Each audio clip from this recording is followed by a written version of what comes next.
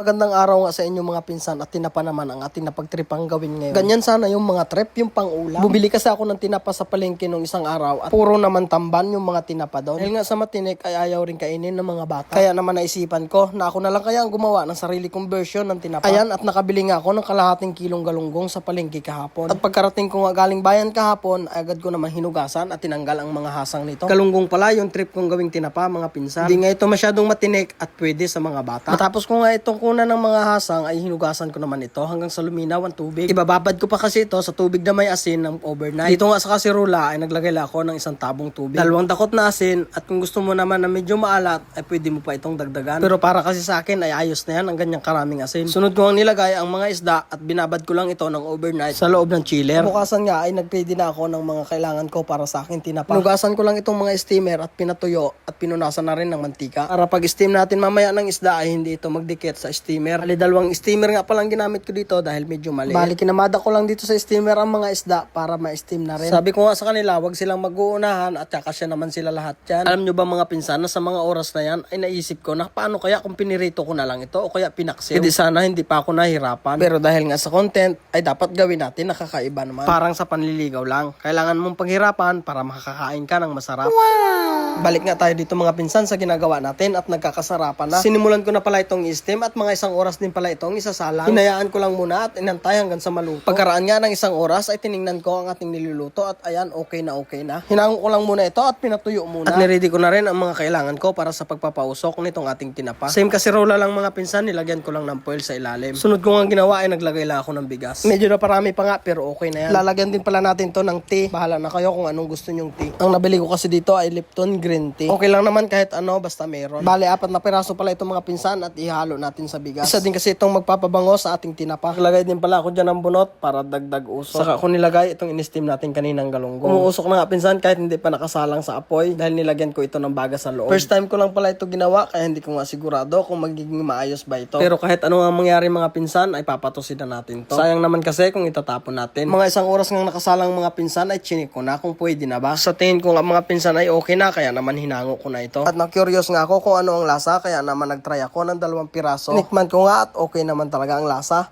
Parang tinapa din talaga. Kaya mga pinsan, nagtry nga tayo ng 2 piraso. Tapos may sausawan tayo ditong suka na may bawang at sili. Try natin kung anong mainit pa kasi.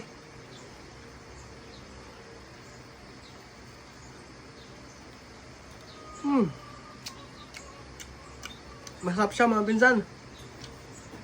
Tinapang tinapa talaga. Kaya kung ako sa inyo